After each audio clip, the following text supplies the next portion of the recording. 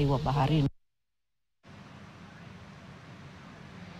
Na tukisalia katika kaunti ya Pwani, viongozi wa kaunti ya Mombasa wamehimiza wazazi wa jamii ya Kiislamu kuwapeleka watoto wao katika madrasa ili kuwajengea imani na pia maadili, kwani hatua hiyo ni muhimu katika kupunguza uvujaji wa maadili unaoshuhudiwa katika jamii.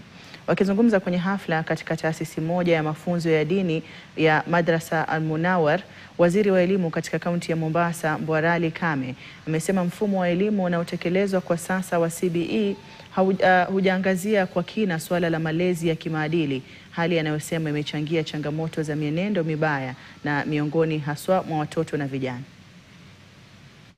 Leo ni siku hafla ya madrasa yetu Al-Anwar, na sisi kama Waislamu tuko na changamoto sana, hasa upande wa wazazi. Wazazi twalidharau ili jambo la elimu ya dini ambayo inaleta mjitamaa wetu kuzorota kila uchao. Sisi kila siku tutalaumu watoto wetu wala mgukaa, waenda kwenye miadarati, waenda kwenye anasa, kwenye starehe, na sababu kubwa inachangiwa sana ni wazazi.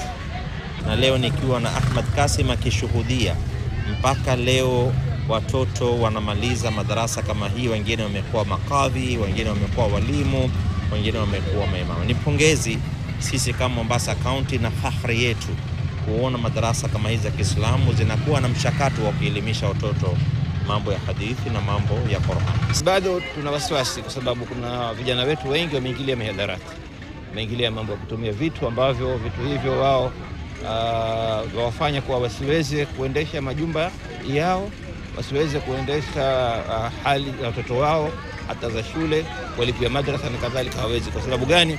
Kwa sababu ule uraibu umewashinda nguvu